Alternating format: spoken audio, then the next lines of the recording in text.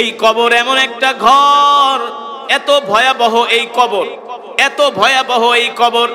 সেই কবর নিয়ে আমাদের কোনো চিন্তা নাই, সেই কবর নিয়ে আমাদের কোনো টেনশন নাই, সেই কবর নিয়ে আমরা ভাবি না।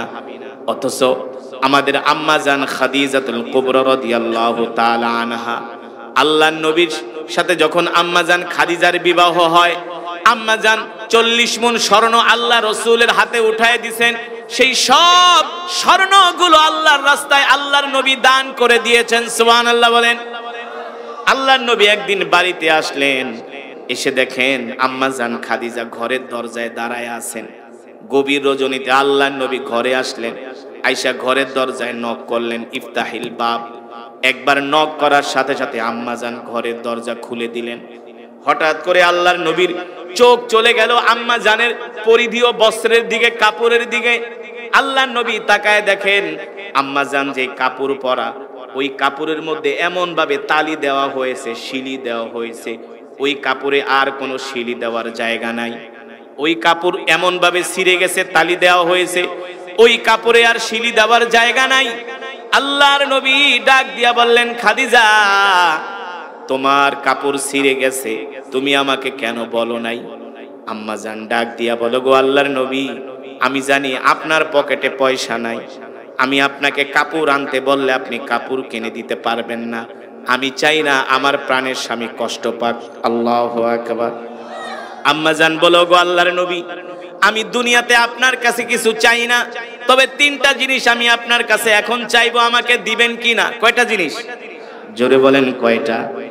আল্লাহর নবী ডাক দিয়া বলে, খাদিজা আমার কাছে কি চাইবা বলো? আম্মা জান বলে, শোনেন, আমি যখন ইন্তেকাল করব, আপনার গায়ের জুব্বা মোবারক দিয়া আমার কাফনের কাপড় বানায় আমাকে দাফন দিয়া দিবেন। বুঝেন নাই? আল্লাহর নবীর জুব্বা মোবারক দিয়া আম্মা জান বলে, আপনার জুব্বা দিয়া আমাকে কাফনের কাপড় পরায়া দাফন দিবেন। আল্লাহর নবী বললেন, ঠিক আছে। 2 নম্বরে কি চাও? আম্মা জান বললেন, ওগো আল্লাহর নবী, আমি যখন ইন্তেকাল করব, আমাকে যে কবরের মধ্যে রাখবেন, ওই কবরটা খনন করার পরে আপনি কবরের চতুর্পাশে আপনি হাঁটবেন, আপনার পা মোবারক ওই কবরের মাটিতে লাগাবেন, আপনি কবরের চতুর্পাশে হাঁটবেন। আল্লাহ নবী বললেন, ঠিক আছে। 3 নম্বরে কি চাও? আম্মা জান বলে, ওগো আল্লাহর নবী, আমি যখন ইন্তেকাল করব, আমাকে কবর দিয়ে আপনি সাথে সাথে বাড়িতে চলে আসবেন না, কিছুক্ষণ আমার কবরের সামনে দাঁড়ায় থাকবেন। আল্লাহর নবী বললেন, ঠিক আছে। এবার আল্লাহর নবী প্রশ্ন করলেন, খাদিজা, 1 নম্বরে আমি যদি আমার জুব্বা মোবারক দিয়া কাফনের কাপড় পরায় যদি তোমাকে আমি দাফন দেই, এতে তোমার কি উপকার হবে? আম্মা জান খাদিজা বলে, ওগো প্রাণের স্বামী, আমি যদি জাহান্নামী হয়ে যাই, তাহলে জাহান্নামের আগুনের এত বড় সাহস নাই, আল্লাহর নবীর জুব্বা মোবারকে জাহান্নামের আগুন লাগবে। আম্মা জান কনফার্ম জান্নাতি, তারপরও কবরকে কত ভয় করতেন। আমরা কবরের সামনে দিয়ে অনেক মুসলমান গান গাইতে গাইতে যায়, বিড়ি টানতে টানতে যায়, ঠিক কিনা বলেন? অথচ আপনি কবরের পাশ দিয়ে যাইতেছেন, একবারও চিন্তা করলেন না এই কবরে তো আপনাকেও যেতে হবে। আপনার তো উচিত ছিল কবরের সামনে দাঁড়ায়া কবরবাসীকে সালাম দেওয়া, আসসালামু আলাইকা ইয়া আহলাল কবর, আসসালামু আলাইকা ইয়া আহলাদ দিয়ার। আপনার উচিত ছিল কবরের সামনে দাঁড়ায়া একবার সূরাতুল ফাতিহা, 3 বার সূরা ইখলাস পড়ে দুরূদ শরীফ পড়ে কবরবাসীর জন্য দোয়া করা, ঠিক কিনা বলেন? এই কবরেই তো আপনাকে আসতে হবে। আম্মা জান বলো, গো আল্লাহর নবী, আমি যদি জাহান্নামী হয়ে যাই, তাহলে আমাকে যদি জাহান্নামের আগুনে দেওয়া হয়, ওই জাহান্নামের আগুনের এত বড় সাহস নাই, আল্লাহর নবীর জুব্বা মোবারকে জাহান্নামের আগুন লাগবে। আল্লাহ নবী বললেন, দ্বিতীয়ত খাদিজা, আমি তোমার কবরের চতুর্পাশে কেন হাঁটবো? আম্মা জান বলে, গো আল্লাহর নবী, যদি আমার আমলনামা খারাপ হয়, তাহলে তো কবর এক পাশের মাটি আর এক পাশের মাটিতে এসে চাপ দিবে, ঠিক কিনা বলেন? আল্লাহর নবীর পা মোবারক যদি কবরের মাটির চতুর্পাশে লাগে, ওই মাটির এত বড় সাহস নাই, আল্লাহর নবীর পা মোবারক ভেদ করে এক পাশের মাটি আর এক পাশে এসে খাদিজাকে চাপা দিবে। ঠিক কিনা বলেন? এই কারণে আপনি আমার কবরের চতুর্পাশে হাঁটবেন। আল্লাহ নবী বললেন, খাদিজা 3 নম্বরে আমি তোমাকে দাফন দিয়া কেন কবরের সামনে দাঁড়ায় থাকবো? আম্মা জান খাদিজা বলে, গো আল্লাহর নবী, 3 নম্বরে আমাকে কবরে রাখার পরে যখন 2 জন ফেরেশতা আসবে, আপনি আমার কবরের 3টা প্রশ্নের উত্তর দিয়ে দিবেন। জোরে বলেন সুবহানাল্লাহ। ঠিক আম্মা জান খাদিজা রাদিয়াল্লাহু তাআলা আনহা ইন্তেকাল করলেন। আল্লাহর নবী কাছে যেমন ভাবে আবদার করেছিলেন, আল্লাহর নবী আম্মা জানের সব কথাগুলো সেইভাবেই পালন করলেন। আল্লাহু আকবার। আম্মা জানকে দাফন দিয়া আল্লাহর নবী দাফন করার জন্য যখন কবরে নামলেন, আম্মা জানের মাথা মোবারক কিবলার দিকে ফিরায়, কিন্তু কিবলার দিকে মাথা মোবারক থাকে না, বারবার আসমানের দিকে তার মাথা মোবারক ঘুরে যায়। 3 বার ঘোরালেন, 3 বারেই ঘুরে যায়। আল্লাহ নবী টেনশনে পড়ে গেলেন, হায় রে, আমার খাদিজার মাথা কেন কিবলার দিকে থাকে না, আসমানের দিকে ঘুরে যায়। 3 বার ঘুরে যাওয়ার পরে আল্লাহ নবী টেনশনে পড়ে গেলেন। আল্লাহ তাআলা জিবরাইলকে বললেন, ও জিবরাইল, যাও আমার হাবিবকে যায় বলে দিয়ে আসো, দুনিয়ার সবার মাথা যদি কিবলার দিকে থাকে, আমার খাদিজার মাথা কিবলার দিকে থাকবে না, আমার খাদিজার মাথা থাকবে আসমানের দিকে। কারণ আমার খাদিজা দ্বীনের জন্য এত কষ্ট করেছে, এত কোরবানি করেছে, ত্যাগ স্বীকার করেছে। আমার হাবিবের দ্বীনের দাওয়াতের সহযোগী ছিল আমার খাদিজা। আমার খাদিজার এই কষ্ট, এই ত্যাগ, এই কোরবানি আমার আল্লাহর কাছে ভালো লেগেছে। আল্লাহু আকবার। স্বয়ং আমি আল্লাহ রাব্বুল আলামিন আরশে আজিম থেকে আমি আমার খাদিজার চেহারাটা দেখব। আল্লাহু আকবার। আমার খাদিজা যেইভাবে আছে কিবলার দিকে না, আমার খাদিজার মাথা চেহারা থাকবে আসমানের দিকে। আল্লাহু আকবার। 3য় নম্বরে আল্লাহর নবী আম্মা জানকে কবরের ভিতরে দাফন করায় আল্লাহর নবী কবরের সামনে দাঁড়ায় দাঁড়ায় কান্না করতেছে।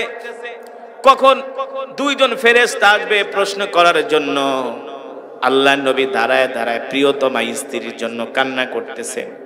কারণ আম্মা জান খাদিজা ছিলেন আরবের সবচেয়ে ধনাঢ্য ব্যবসায়ী মানুষ। আম্মা জান খাদিজা আল্লাহ রসুলকে নিজে প্রস্তাব দিয়ে বিবাহ করেছেন। তার যত সম্পদ ছিল, এত সম্পদ আরবের কারোই ছিল না। বুঝেন নাই? একদিন আবু জেহেলের সাথে আম্মা জানের খাদিজার দেখা হয়ে গেছে রাস্তায়। আম্মা জান আবু জেহেলের ডাক দিছে, এই আবু জেহেল এদিকে আসো, তুমি নাকি আমার স্বামী মুহাম্মদ সাল্লাল্লাহু আলাইহি সাল্লামকে তুমি নাকি বৎসনা করো, তুমি নাকি নবী মানতে চাও না। আবু জেহেল বলে, খাদিজা তুমি বলো, মুহাম্মদের চেয়ে সম্পদশালী কত মানুষ আরবে আছে, তাদেরকে আল্লাহ নবী না বানায় মুহাম্মদকে, গরিব মানুষটাকে কেন নবী বানাইলো? বলেন নাউজুবিল্লাহ। আম্মা জান খাদিজা বলে, এ আবু জেহেল, মুখ সামলায় কথা বলো, আমার চেয়ে কি আরবের কারো সম্পদ বেশি আছে নাকি? বলে, না খাদিজা, কি বলো, আপনার চেয়ে আরবে কারো সম্পদ বেশি নাই। আম্মা জান খাদিজা বলে, আজকে থেকে আমার সব সম্পদগুলো আল্লাহর নবীকে দান করে আল্লাহর নবীকে দিয়া দিলাম। তার মানে আল্লাহর নবী হলেন এখন সবচেয়ে বড় ধনাঢ্য মানুষ। ঠিক কিনা বলেন? এখন তো নবীকে তোমাদের নবী মানতে কোনো সমস্যা নাই। ঠিক কিনা বলেন? আল্লাহ রসুলের পাশে আম্মা জান খাদিজা এমন ভাবে লেগেছিলেন, আল্লাহর নবী দিনের দাওয়াত দিতে যেতেন, আম্মা জান খাদিজা রাত্রবেলা না ঘুমায়া দরজার সামনে ট্যাক লাগায় দাঁড়ায় থাকতেন। আল্লাহু আকবার। আল্লাহর নবী আয়েশা বলতেন, খাদিজা এত রাত্র হয়েছে তুমি ঘুমাও নাই, দাঁড়ায় আছো। আম্মা জান বলতো, গো প্রাণের স্বামী, আমি জানি আপনি দিনের দাওয়াত দিতে গেছেন, মক্কার সব হলো আপনার শত্রু, সব হলো আপনার শত্রু। মক্কার কাফেরেরা আপনার উপর অত্যাচার করে, নির্যাতন করে, জুলুম করে। আমি আমার প্রাণের স্বামীকে বাইরে রাইখা ঘুমাইতে পারি না। আল্লাহু আকবার। আম্মা জান খাদিজা এত ভালোবাসতেন আল্লাহর নবীকে, এত ভালোবাসতেন, এত ভালোবাসতেন। আম্মা জানের ইন্তেকালের পরে আল্লাহর নবী আম্মা জানের খাদিজার বান্ধবীদের ঘরে হাদিয়া পাঠাইতেন। কেন পাঠাইতেন? আম্মা জানকে আল্লাহর নবী অনেক ভালোবাসতেন। অথচ আম্মা জানের বয়স ছিল 40, আল্লাহর নবীর বয়স ছিল 25। আম্মা জানকে আল্লাহ রসুল এত ভালোবাসতেন, এত ভালোবাসতেন। আল্লাহু আকবার।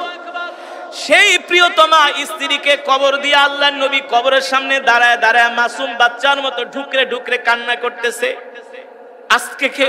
আজকে থেকে আল্লাহর নবী একা হয়ে গেছে।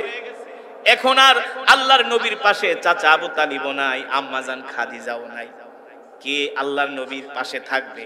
কে নবীকে দেখবে? কে নবীর খাবার রান্না করে দিবে? মক্কার কাফেররা কষ্ট দিলে কার কাছে এসে দুঃখের কথা বলবে? আল্লাহর নবীর এখন তো আর কেউ রইল না। নবীজি কান্না করতেছে। আল্লাহ তাআলা জিবরাইলকে পাঠায় দিয়েছে, এ জিবরাইল যাও যাও আমার হাবিবকে যে বলো আমার হাবিব কান্না করে কেন।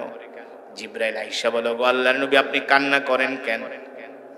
আল্লাহর নবী ডাক দিয়ে বলে, জিবরাইল আমার খাদিজা বলেছে আমার খাদিজাকে কবরে শোয়ানোর পরে তার 3টা প্রশ্নের উত্তর আমাকে দিয়ে দিতে, এই জন্য আমি দাঁড়ায় আছি। জিবরাইল ডাক দিয়া বলো, গো আল্লাহর নবী আপনার প্রিয়তমা স্ত্রী খাদিজার 3টা প্রশ্নের জবাব আপনার দিতে হবে না, স্বয়ং আল্লাহ নিজেই তার প্রশ্নের জবাব দিয়ে দিয়েছে। আল্লাহু আকবার। আপনি যখন মরে যাবেন এই পৃথিবীর বাড়ি গাড়ি টাকা পয়সা অর্থবিত্ত কিছু নিতে পারবেন? আপনি যখন মরে যাবেন সর্বপ্রথম আপনার নাম বিলুপ্ত হয়ে যাবে। কি বিলুপ্ত হয়ে যাবে? আপনি এখন মারা যান, মসজিদের মিনার থেকে আজান মাইকিন হবে, অমকের ছেলে অমক মারা গেছে। আপনার আত্মীয় স্বজন এসে জিজ্ঞেস করবে না জামাল উদ্দিন কামাল উদ্দিন কোথায়, বলবে তার লাশটা কোথায়, ডেড বডিটা কোথায়। আপনাকে আমাকে উঠানের মাঝখানে ঘরের আঙিনায় একটা চাদর মুড়ে দিয়ে আমাদেরকে রেখে দেওয়া হবে। ঠিক কিনা বলে? যুবক, তুমি ভেবেছো তোমার বয়স 70 হবে 80 হবে, তোমার চুল পাকবে দাড়ি পাকবে তারপরে তুমি মারা যাবা? না, এখন ইয়াং ছেলেরা বেশি স্টক করে মারা যাচ্ছে। ঠিক কিনা বলে? এর মূল কারণ হলো সমাজের ভিতরে গুনাহ বেড়ে গেছে, নাফরমানি বেড়ে গেছে, জিনা ব্যভিচার বেড়ে গিয়েছে। ঠিক কিনা বলে? এই পৃথিবীতে আমাদের 1 সেকেন্ডেরও কোনো ভরসা, কেউ আমাদেরকে গ্যারান্টি দিতে পারবে না তুমি আরো 20 বছর বাঁচবা 50 বছর বাঁচবা। পারবে? জোরে বলুন পারবে?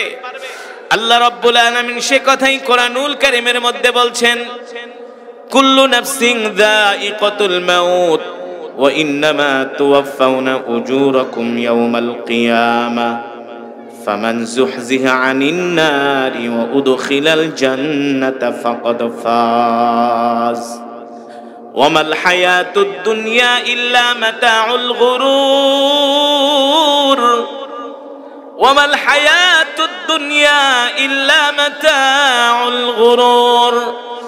আল্লাহ রাব্বুল আলামিন বলেন, নবী দুনিয়ার মানুষদেরকে বলে দেন, এ দুনিয়ার মানুষ তোমাদের প্রত্যেককেই মরতে হবে, সকলকেই মৃত্যুর স্বাদ গ্রহণ করতে হবে। ঠিক কিনা বলেন? কত রাজা বাদশা কত আমির ফকির আসলো দুনিয়াতে, কেউ দুনিয়াতে নাই। কথা কেন? যাদের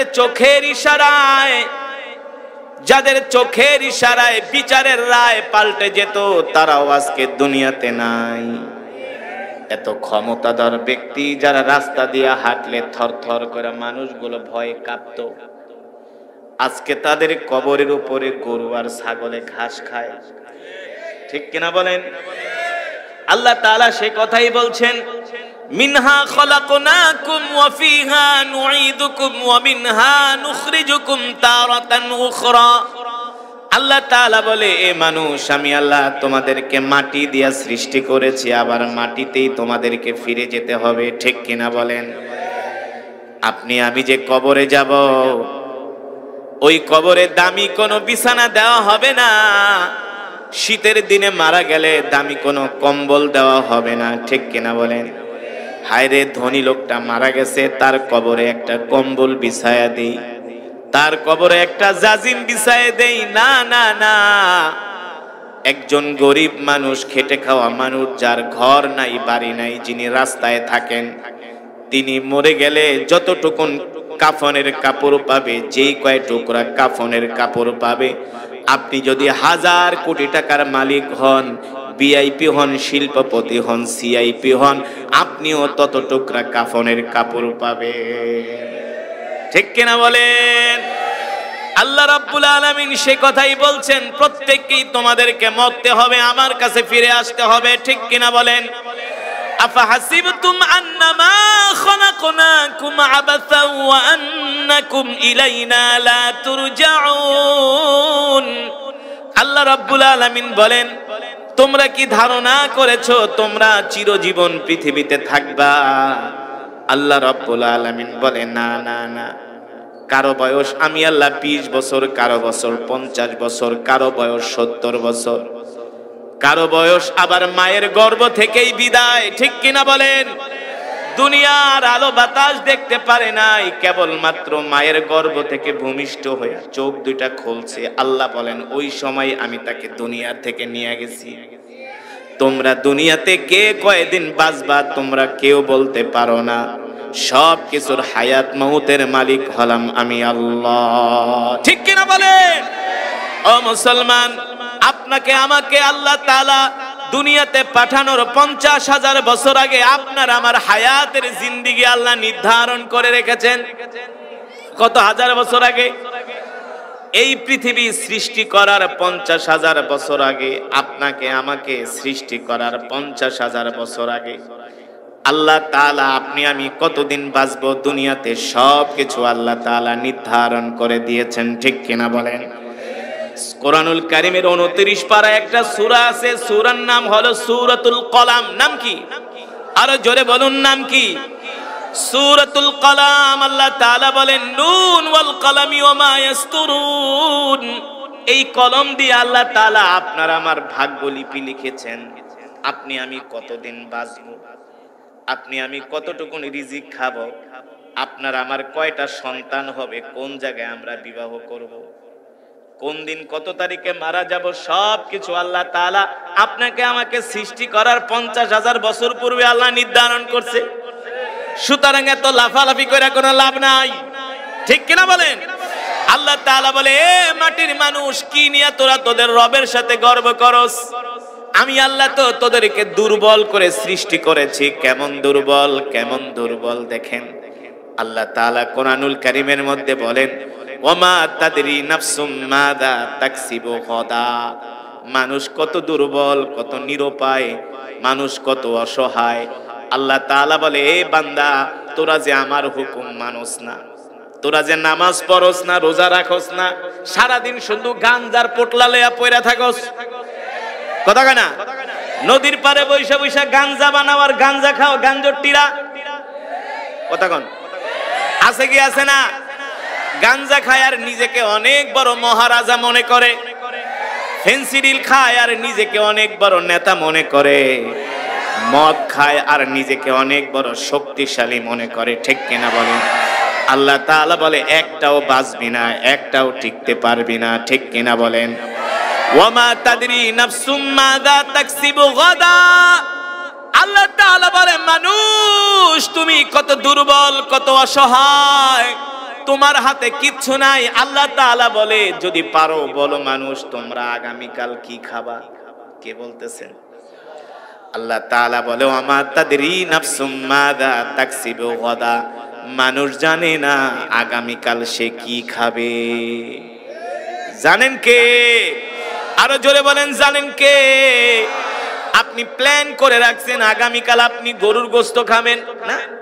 বাজারে গেছেন, কচি গরু জবাই দিয়েছে, 2 কেজি গোশত কিনছেন, সিনার হাড্ডি দেখা নাকি? বাসায় আইসা বলেন, গোশতটা ভালো করে রান্না করো, আগামীকাল দুপুরবেলা শীতের দিন ডাল দিয়া, টমেটো দিয়া, ধনিয়া পাতা দিয়া ডাল রান্না করবা না? ফুলকপি বাঁধাকপি ভাজি করবা, মজা করে গরুর গোশত দিয়া খাবো। আপনি আমি প্ল্যান করতেছি গরুর গোশত খাওয়ার, রাত্রবেলা ঘুমায় গেছেন, হঠাৎ করে একটা কোমরের রক টান খাইছেন, ঠিক কিনা বলেন? হঠাৎ করে একটা কোমরের রক টান খাইছে। আপনি গরুর গোশত খাইবেন তো দূরের কথা, এখন বিছনা থেকে উঠাইতে আপনাকে 6 জন লাগে। হ্যাঁ, অ্যাম্বুলেন্স ডাক দিছে, এলাকার ডাক্তার এসে কয়ে লাভ নাই, বাঁচাইতে চাইলে তাড়াতাড়ি করে ঢাকা মেডিকেল, কথা কয় না? অ্যাম্বুলেন্স আপনার বাড়ির দরজায় আপনাকে নিয়ে গেছে ঢাকা মেডিকেলে। আপনি প্ল্যান করেছিলেন গরুর গোশত দিয়া ভাত খাবেন, আল্লাহ তাআলা বলে মানুষ জানে না, ওমা তাদরি নাফসুম মাদা তাকসিবু গাদা, মানুষ জানে না আগামীকাল সে কি খাবে। আপনি প্ল্যান করেছিলেন গরুর গোশত খাবেন, কিন্তু আপনার কপালে ঢাকা মেডিকেলের হসপিটালের বেডে শুয়া আপনাকে রুটি কলা খাওয়ানো হচ্ছে। বাস্তব নাকি অবাস্তব? রুটি কলা। একটু সামনে আগা, একটু সামনে আগা, আগে আগে বসে। আল্লাহ রাব্বুল আলামিন পরবর্তী আয়াতে কি বলেন? ওমা আরদি বিআইয়ি আরদিন তামুত। মানুষ জানে না কোন জমিনে তার মৃত্যু হবে। জানেন কে? আর জোরে বলেন, জানেন কে? এখন যদি হাজী সাহেবরে জিজ্ঞেস করি, হাজী সাহেব আপনি বলেন আপনার কোন জায়গায় মৃত্যু হইলে আপনার কাছে ভালো লাগবে? সে বলবে হুজুর মক্কা মদিনায়, অথবা আমার মায়ের বাবার ভিটাতে। না, কিন্তু আল্লাহ তাআলা বলে মানুষ এটাও জানে না কোন জমিনে তার মৃত্যু হবে। কত মানুষ বাড়ি থেকে বের হয়েছে সফরের উদ্দেশ্যে, ঠিক কিনা বলেন? বাড়ি থেকে বের হয়েছে সফরের উদ্দেশ্যে, বেড়াইতে গেছে। মেয়ের বাড়িতে বেড়াইতে যায় না? কয়দিন থাকবা? কয় বেশি না। নিজের বাড়ি ছেড়ে অন্য কোথাও মজা লাগে না, নিজের বাড়ি ছেড়ে অন্য কোথাও ভালো লাগে না। কয়দিন থাকবা? কয় টাইনা টুইনা 2 দিন। এই যে বাড়ি থেকে রওনা দিছে, এই রওনাই তার শেষ রওনা, আর কোনোদিন বাড়িতে ফিরে আসে নাই, ঠিক কিনা বলেন? এমন জায়গায় সফর হয়েছে, ওখানেই তার মৃত্যু হয়েছে, ঠিক কিনা বলেন? এমনও মানুষ আছে হজ করতে যায় আর কোনোদিন হজ থেকে ফিরে আসে না। এমনও মানুষ আছে বিমান অ্যাক্সিডেন্টে মারা গেছে, কোন জায়গায় তার লাশ সেটাও বলতে পারে না, ঠিক কিনা বলেন? আল্লাহ তাআলা সে কথাই বলেন ওমা আরদি বিআইয়ি আরদিন তামুত। মানুষ জানে না কোন জমিনে তার মৃত্যু হবে। জানেন কে? আর জোরে বলেন, জানেন কে? আল্লাহ তাআলা সে কথাই কোরআনুল কারীমের মধ্যে বলছেন ইদা জাআ আজালুহুম লা ইস্তাখিরুনা সাআতাও ওয়া লা ইস্তাকদিমুন। আল্লাহ তাআলা বলে এ দুনিয়ার মানুষ, আমি আল্লাহ তোমাদের হায়াতের জিন্দেগি কাউকে 70 বছর, কাউকে 80 বছর, কাউকে 90 বছর, কাউকে আমি 10 বছর, কাউকে আমি 5 বছর। কেউ মৃত্যুবরণ করে রাত 3টা 10 মিনিটে, করে কি করে না? কেউ মৃত্যুবরণ করে দুপুর 2টা 10 মিনিটে। আগে মনে মনে বলতাম হায় রে, এমন লোক আছে যারা দুপুরের ভাত নিয়ে বসছে, মাত্র 2 লোকমা খেয়েছে, আর খেতে পারে নাই। স্ত্রীকে বলে আমার শরীরটা ভালো লাগে না, আমাকে একটু শোয়ায় দাও। স্ত্রী শোয়ায় দিছে, এই শোয়ানি তার জীবনের শেষ শোয়ানো, ঠিক কিনা বলেন? আর কোনোদিন উঠা সে বসতে পারে নাই। আল্লাহ রাব্বুল আলামিন বলে আমি আল্লাহ প্রত্যেকটা মানুষের হায়াতের জিন্দেগির একটা নির্ধারিত সময় দিয়া দুনিয়াতে পাঠাইছি। এই সময়ের থেকে কেউ 1 মিনিট বেশিও বাঁচবে না, 1 মিনিট কমও বাঁচবে না, ঠিক কিনা বলেন?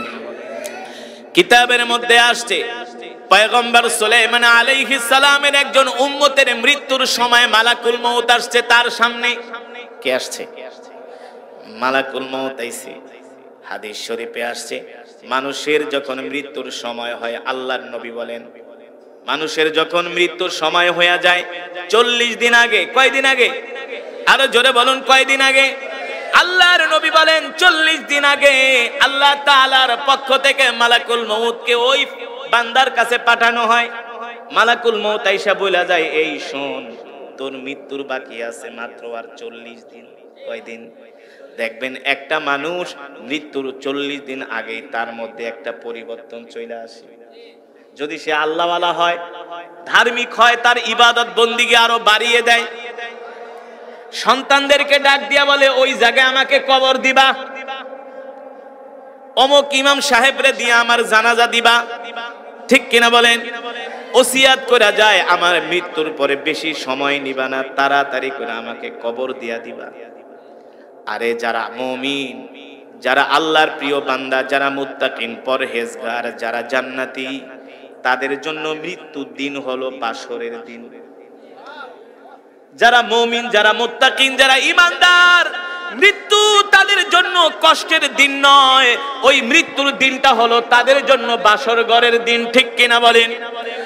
একজন যুবক বিয়ের দিনে যেমন খুশি হয়, বিয়ের পরে তার বাসর হবে, সে কত আনন্দিত এটা সে ছাড়া কেউ বুঝবে না, ঠিক কিনা বলেন?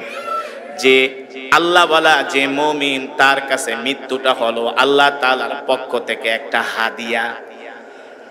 কারণ সে মৃত্যুবরণ করলেই তার মালিকের সাথে তার সাক্ষাৎ হয়ে যাবে, ঠিক কিনা বলেন? মৃত্যুবরণ করলেই তার মালিকের সাথে সাক্ষাৎ হবে। আল্লাহ তাআলা তার জন্য যেই নিয়ামত রেখেছেন সেই নিয়ামত সে ভোগ করবে। এই জন্য মুমিনের কাছে মৃত্যু কখনো কষ্টদায়ক না, মুমিনের কাছে মৃত্যু হলো আনন্দদায়ক, ঠিক কিনা বলেন? আর যারা নাফরমান, যারা বেঈমান, তাদের কাছে মৃত্যুটা হলো একটা ভয়ঙ্কর বিষয়। মৃত্যু হলো তাদের জন্য আতঙ্ক। একজন আল্লাহওয়ালা মুমিন তার মৃত্যু হলেই তো তার মালিকের সাথে তার সাক্ষাৎ হয়ে যাবে। আল্লাহু আকবার। এই কারণে আল্লাহ তাআলা কোরআনুল কারীমের মধ্যে বলছেন, ইয়া আইয়াতুহান নাফসুল মুতমাইন্না ইরজিই ইলা রাব্বিকি রাদিয়াতাম মারদিয়া ফাদখুলি ফি ইবাদি ওয়াদখুলি জান্নাতি। যারা নেককার হবে, যারা আল্লাহওয়ালা হবে, যারা 5 ওয়াক্ত নামাজ পড়বে, আল্লাহর হুকুম মানবে, যেই দিন তাদের মৃত্যুর দিন হবে, আল্লাহ তাআলা মালাকুল মউত ফেরেশতাকে ডাক দিয়া বলবে, হে মালাকুল মউত ফেরেশতা, এই যে আমার বান্দার আজকে মৃত্যুর দিন, সাবধান সাবধান, আমার বান্দার জান কবজ করবি যাতে আমার বান্দা কষ্ট না পায়। আল্লাহ তাআলা আপনি বলেন কিভাবে আমি আপনার প্রিয় বান্দার জান কবজ করব? আল্লাহ তাআলা বলে, জান্নাত থেকে একটা জান্নাতের সাদা রুমাল নিয়ে যাবা। কি রুমাল? জান্নাত থেকে একটা শুভ্র রুমাল নিয়ে যাবা, জান্নাত থেকে জান্নাতের খুশবু নিয়ে যাবা, আমার বান্দার থুতনির সামনে রুমাল ধরবা, আর রুমালের মধ্যে জান্নাতের খুশবু লাগায় দিবা। মানুষ খুশবু লাগাইলে কি করে? নাক দিয়া ঘেরান নেয়, ঠিক ঠিক কিনা বলেন? নাক দিয়া ঘেরান নিলে চোখ দুইটা বন্ধ হয় কি হয় না? হয় না? আতরের ঘেরান নিলে, আতরের সুবাসে চোখ দুইটা বন্ধ হয়ে যায়।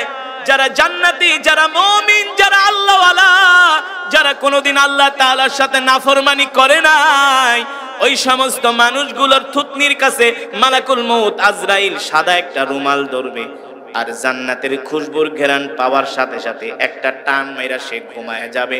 ওই ঘুমের ঘরে মালাকুল মউত তার রূহটা নিয়ে যাবে, সে টেরও পাবে না। জোরে বলেন সুবহানাল্লাহ। এই কারণেই তো আব্দুল্লাহ ইবনুল মুবারক রাহমাতুল্লাহি আলাইহির যখন ইন্তেকালের সময় হয়ে গেছে, আব্দুল্লাহ ইবনুল মুবারক রাহমাতুল্লাহি আলাই মুস্কি মুস্কি হাসতেছে। মৃত্যুর সময় কি করতেছে? মুস্কি মুস্কি হাসতেছে। 3 দিন পরে তার ছেলে স্বপ্নে দেখলো।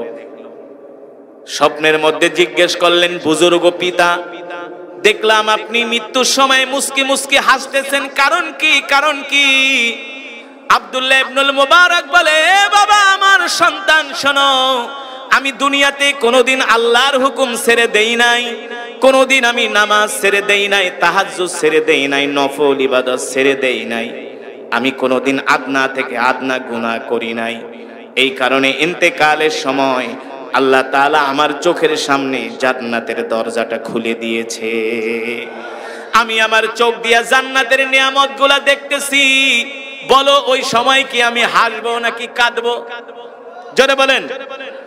আব্দুল্লাহ ইবনুল মুবারক রাহমাতুল্লাহি আলাইহি বলেন, ওই সময় আমি জান্নাতের নিয়ামত দেখে হাসতেছি হাসতেছি। আমার বৎস, আমার ছেলে, আমার বংশধরদেরকে বলে দিও, আমার আত্মীয় স্বজনদেরকে বলে দিও, তারা যাতে আল্লাহর হুকুম ছেড়ে না দেয়।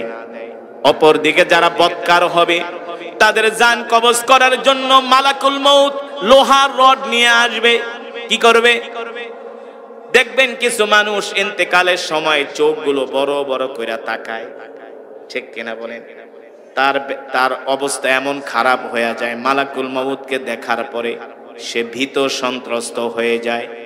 আল্লাহর নবী বলেন, একজন বদকারের জান কবজ করার জন্য যখন মালাকুল মউত যায়, মালাকুল মউতকে দেখার পরে তার অবস্থা এমন খারাপ হয়ে যায়, তার এমন পানির পিপাসা লাগে, দুনিয়া সারা পৃথিবীর সমুদ্রের পানি যদি তাকে পান করানো হয় তারপরেও তার পিপাসার স্বাদ মিটবে না, ঠিক কিনা বলে?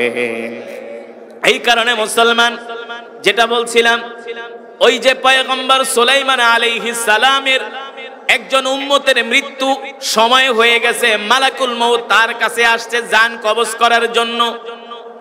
জান কবজ করার জন্য যখন তার কাছে আসছে, মালাকুল মউতকে দেখা সে ভয় পেয়ে গেছে। মালাকুল মউতের চোখ দেখা ভয় পেয়ে গেছে। মৃত্যুর যন্ত্রণা বুঝতে পেরেছে সে কতটা কঠিন। তিনি দৌড়ায় চলে গেছে পয়গম্বরের কাছে। পয়গম্বর সুলাইমান আলাইহিস সালামকে বলে, পয়গম্বর, ওই যে দেখেন মালাকুল মউত আমার দিকে তাকায় আছে, একটু পরে আমার জান কবজ করবে। মালাকুল মউতের মতিগতি ভালো না, সে আমার জান কবজ করবে। পয়গম্বর বলে, তুমি কি চাও আমার কাছে? বলে, আপনার তো অনেক ক্ষমতা, জিনেরা তো আপনার কথা শোনে। কি করে? জিনেরা তো আপনার কথা শোনে। পয়গম্বর সুলাইমান আলাইহিস সালাম ছিলেন তো একজন বাদশা। কি ছিলেন? তিনি একজন পয়গম্বর ছিলেন, তিনি ছিলেন বাদশা, মুলকের মালিক, রাজত্বের মালিক, যার সেনাবাহিনী ছিল জিন। জিনদেরকে তিনি যা নির্দেশ দিতেন জিনেরা তার ওয়ার্ডার মতো তাই করত। এমনকি সমুদ্রের অতল গহ্বর থেকে হীরা মণি মুক্তা পয়গম্বরের জন্য জিনেরা তুলে আনত। তিনি ছিলেন জিনদেরও বাদশা। পয়গম্বর সুলাইমান আলাইহিস সালাম তার উম্মতকে বলে, তুমি আমার কাছে কি চাও? বলে, পয়গম্বর, আপনার কথা তো জিনেরা শোনে, আপনি আমাকে একটা কাজ করেন, জিনদেরকে অর্ডার দেন, জিনেরা যাতে আমাকে 7 সমুদ্রের ওই পারে নিয়ে ফেলে দিয়ে আসে। সে ভেবেছিল যদি জিনেরা তাকে 7 সমুদ্রের ওই পারে নিয়ে আসে, ফেলে দিয়ে আসে মরুভূমির মধ্যে, মনে হয় মালাকুল মউত সেখানে যাইতে দেরি করবে।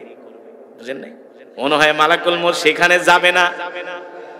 পয়গম্বর জিনদেরকে অর্ডার দিলে, যাও আমার এই উম্মতকে সমুদ্রের ওই পারে নিয়ে ফেলে দিয়ে আসো। জিনেরা তার 2 হাত ধরে সমুদ্রের ওই পারে, 7 সমুদ্রের ওই পারে তাকে মরুভূমির একটা বালুকাময় একটা মরুভূমির মধ্যে ফেলে দিয়ে আসলেন। সেইখানে পয়গম্বর সুলাইমান আলাইহিস সালামের উম্মত আল্লাহ তাআলার ইবাদত করতেছে। হঠাৎ করে মালাকুল মউত তার সামনে যায় হাজির হয়ে গেছে।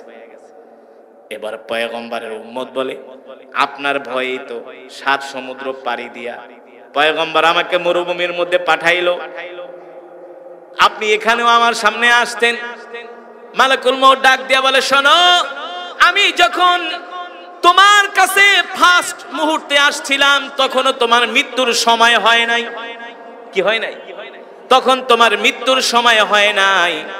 আর আল্লাহ তাআলা তোমার মৃত্যুর জায়গাটা ওখানে নির্ধারণ করে নাই। আল্লাহ তোমার মৃত্যুর জায়গা নির্ধারণ করে রাখছে 7 সমুদ্রের এই পারে। এই কারণে ওমা আরদি বিআইয়ারদিন তামুত, তোমার যেখানে মৃত্যু হবে সেখানেই আল্লাহ তাআলা তোমাকে নিয়ে আসছে। ঠিক কিনা বলেন? এই মরুভূমির মধ্যেই তোমার নির্জন জায়গায় মৃত্যু হবে। আল্লাহ রাব্বুল আলামিন কোরআনুল কারীমের মধ্যে সে কথাই বলেন, এ দুনিয়ার মানুষ, তোমরা কি ভেবেছো আমি আল্লাহ তোমাদেরকে দুনিয়াতে এমনি এমনি সৃষ্টি করেছি?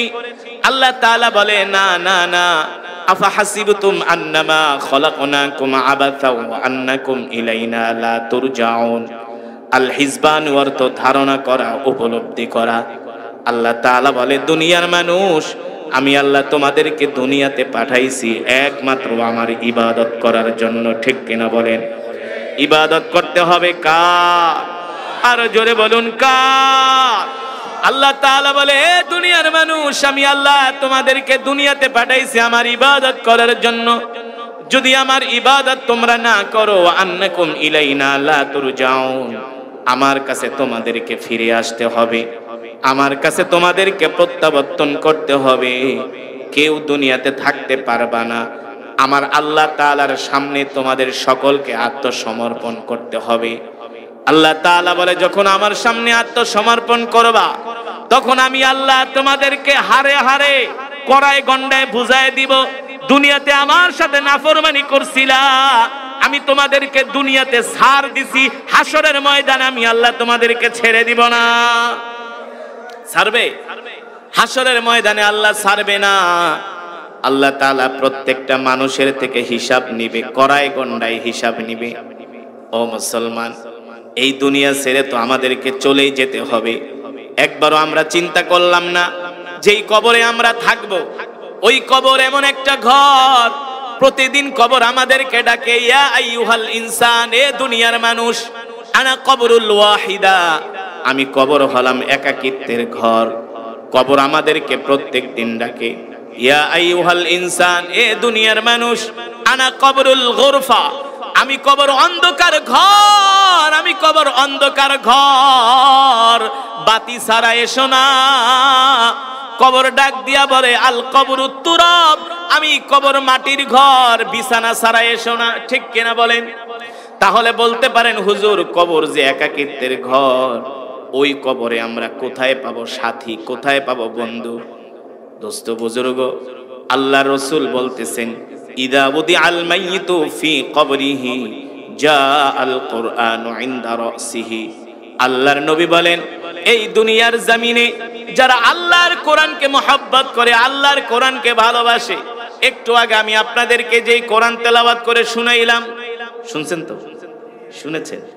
আমি কোরআন পড়েছি, আপনারা যদি হৃদয় দিয়ে শুনে থাকেন, ভালোবাসা নিয়ে মহব্বতের সাথে শুনে থাকেন, আমি কোরআন পড়েছি, এক একটা হরফের বিনিময়ে আল্লাহ তাআলা আমাদের আমল নামায় কমপক্ষে 10টি করে নেকি দান করেছেন। কয়টা করে নেকি? 10টি করে আল্লাহ তাআলা নেকি দান করেছেন। আমি যদি 10,000 শব্দ তেলাওয়াত করি, 10,000কে 10 দিয়া গুণ দেন, কত হয়? 1 লাখ। আমি যদি 20,000 শব্দ তেলাওয়াত করি, 20,000কে 10 দিয়া গুণ দেন, কয় হয়? 2 লাখ। শুধু এখানেই শেষ নয়, আমি এমন একটা সূরা তেলাওয়াত করেছি, হাদিস শরীফে আসছে, এই সূরা যদি কেউ মাগরিবের পরে, ফজরের পরে তেলাওয়াত করে, তার জন্য 70,000 ফেরেশতা মাগরিব থেকে ফজর পর্যন্ত দোয়া করতে থাকে। এমন একটা সূরা আমি তেলাওয়াত করেছি।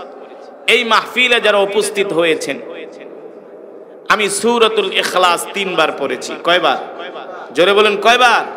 হাদিস শরীফে আসছে, সূরাতুল ইখলাস যদি কেউ 3 বার পড়ে, আল্লাহ তাআলা তার আমল নামায় পূর্ণ 1 খতম কোরআনুল কারীমের সওয়াব দান করে। আজকের মাহফিলে আসার কারণে আমরা এক একজনে এক এক খতম করে কোরআনুল কারীমের সওয়াব পেয়েছি। আল্লাহু আকবার, জোরে বলেন আল্লাহু আকবার। ও মুসলমান, আল্লাহর নবী সেটাই বলেন, কবর ডাক দিয়া বলতেছেন, ইয়া আইয়ুহাল ইনসান, এ দুনিয়ার মানুষ, আনা কবরুল ওয়াহিদা, আমি কবর একাকিত্বের ঘর, সঙ্গী ছাড়া কবরে এসো না, সঙ্গী ছাড়া কবরে তোমাদেরকে কেউ পাহারা দিতে পারবে না। ঠিক কিনা বলেন? তাহলে বলতে পারেন, হুজুর ওই কবরে আমরা কোথায় সঙ্গী পাবো? কে আমাদের সাথে কবরে যাবে? কোনো বন্ধু বান্ধব, কোনো আত্মীয় স্বজন তো আমাদের সাথে কবরে যেতে পারবে না, কারো যাওয়ার কবরে ক্ষমতা নাই। কিন্তু আল্লাহর নবী বলতেছেন, ইদা উদিআল মাইয়িতু ফি কবরিহি জাআল কুরআনু ইনদা রাসিহি। একটু আগে আমি আপনাদের সামনে যে কোরআন তেলাওয়াত করলাম, এই কোরআনকে যদি আপনারা ভালোবাসেন, এই কোরআন অনুযায়ী যদি আপনারা আপনাদের জীবনটাকে সাজান, এই কোরআন অনুযায়ী যদি আমরা আমাদের জিন্দেগিকে পরিচালনা করি, এই কোরআনের মধ্যে যেটা করতে বলা হয়েছে ওই নির্দেশগুলো যদি আমরা মানি, আর যেটা করতে নিষেধ করা হয়েছে তা থেকে যদি আমরা বিরত থাকি, ইয়া আইয়ুহাল্লাযীনা আমানু দুখুলু ফিস-সিলমি কাফা। আল্লাহ তাআলা কোরআনুল কারীমের মধ্যে বলেন, দুনিয়ার মানুষ তোমরা ইসলামটাকে পরিপূর্ণভাবে মানো। ঠিক কিনা বলেন? ইসলাম অর্ধেক মানবা অর্ধেক মানবা না, এটা হতে পারে না। ইসলামকে তোমরা পরিপূর্ণভাবে মানবা। ওয়ালা তাত্তাবিউ খুতুওয়াতিশ শাইতান, তোমরা শয়তানকে অনুসরণ করো না, তোমরা আদর্শ গ্রহণ করবা মুহাম্মদ সাল্লাল্লাহু আলাইহি সাল্লামের। ঠিক কিনা বলেন? আল্লাহর নবী বলেন, তাদের জন্য সুসংবাদ হলো, ইদা উদিআল মাইয়িতু ফি কবরিহি জাআল কুরআনু ইনদা রাসিহি।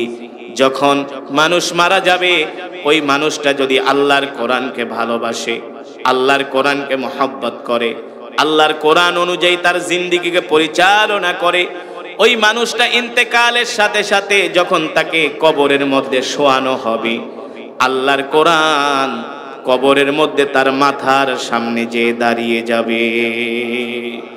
আল্লাহর কোরআন তার মাথার সামনে যে দাঁড়িয়ে যাবে, তার অন্ধকার কবরটাকে আলোকিত করবে। এই কোরআন তার কবরটাকে আলোকিত করবে। তাকে কবরে শোয়ানোর পরে দুইজন ফেরেশতা আসবে। কয়জন? জোরে বলেন কয়জন?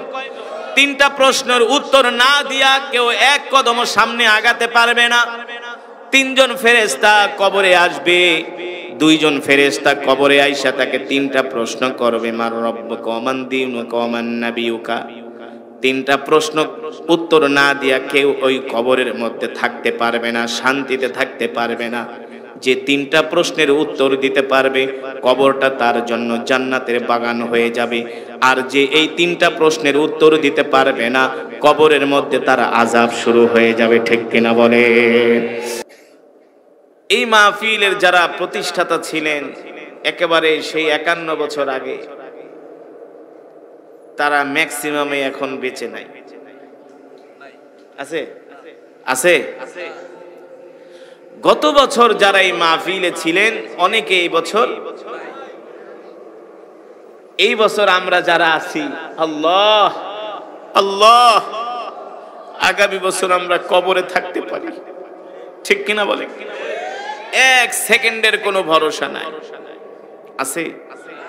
এক সেকেন্ডের কোনো ভরসা নাই, এক সেকেন্ডের কোনো গ্যারান্টি নাই। এই বাচ্চারা,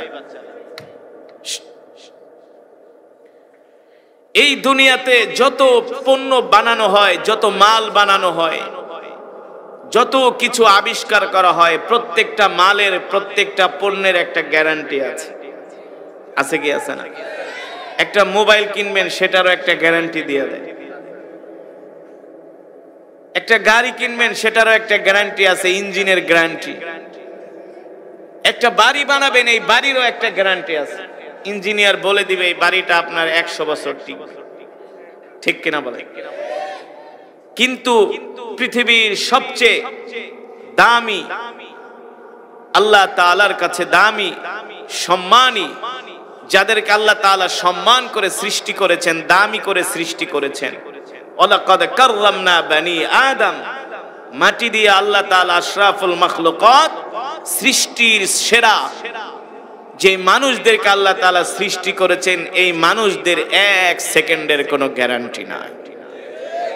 এই যে আমি বয়ান করতেছি, এই চেয়ার থেকে উঠতে পারবো কিনা তারও গ্যারান্টি নাই। আছে?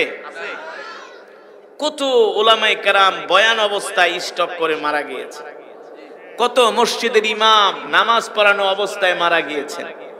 কত রাজনৈতিক ব্যক্তিরা মঞ্চে উঠে শুধু নেতা নেত্রীর নাম বলতে দেরি স্ট্রোক করে দুনিয়া থেকে যেতে। মৃত্যু আমাদের এত কাছাকাছি, এত কাছাকাছি।